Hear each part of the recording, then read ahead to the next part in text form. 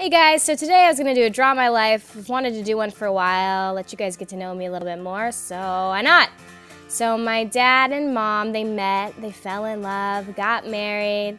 She got pregnant and had me, because that's what happens, you have a baby when you get pregnant.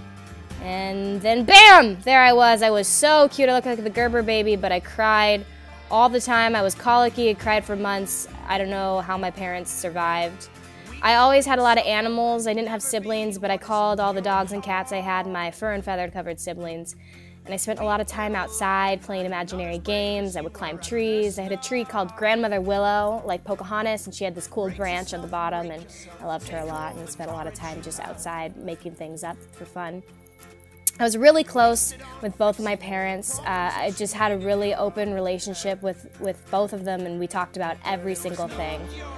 And I had a lot of anxiety though, even though I had a great childhood, and I worried about things that I felt like other people didn't worry about from a very young age, and I just would fret a lot and spent a lot of time just thinking about things. And I started YouTube in 2006 just as a way to kind of put my videos up, because I've always liked making just silly little videos, because making people laugh is my favorite thing in the entire world. If I can make you laugh, then I feel like I've done something right in this world. When I was 16, my dad was diagnosed with cancer, and it was devastating.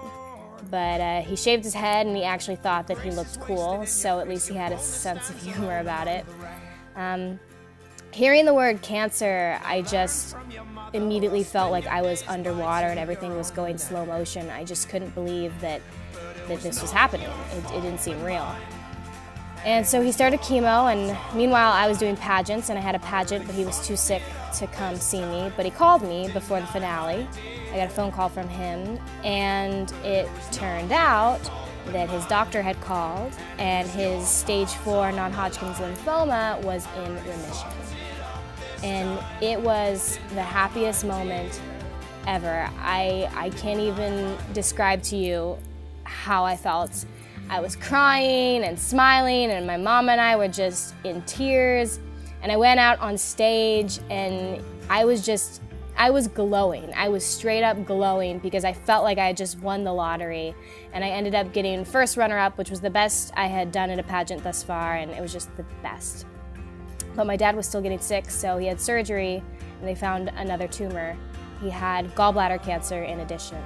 I felt so small, like everything that I had just experienced as happiness was taken away just like that, and the surgeon told us to prepare for the worst, and he was gone in 8 weeks.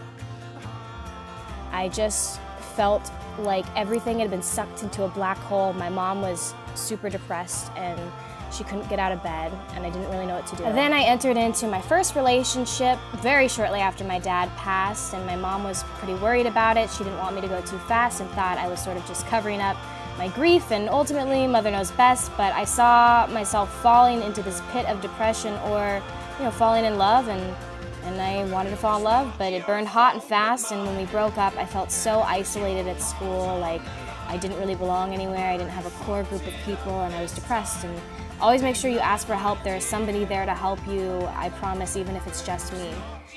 And about a year later, my senior year, I met another boy who was amazing, and I loved him deeply, but he went away to school very, very far, and all my friends were leaving, and I decided to stay and do community college, because I wasn't quite ready to leave my mom yet. I wasn't ready to leave the nest. After all we'd been through, she's my best friend, and you know, I wasn't at that point in my life yet. And eventually we broke up, because long distance is tough, but I studied hard and I worked hard at community college, and I decided that, you know, I thought about acting for a little bit, but I decided, not for me. I like the story process more than acting, and I decided, you know, I've always loved making ridiculous little films, and I want to go to film school. And people thought that was a little bit crazy, but I believed that I could do it, and my mom believed that I could do it. And lo and behold, I did it, and I went. I had a really tough time transitioning though.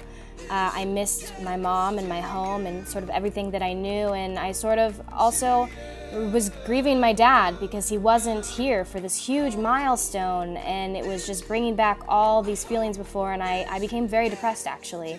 So again, ask for help, and I got myself help. I started going to counseling, and I also just had an amazing group of friends who really sort of helped me transition, and it took me a little while, but I became so happy and felt like I was finally doing what I was meant to do. I fell in love with screenwriting. Okay, here I start drawing a flower because I'm not really sure why.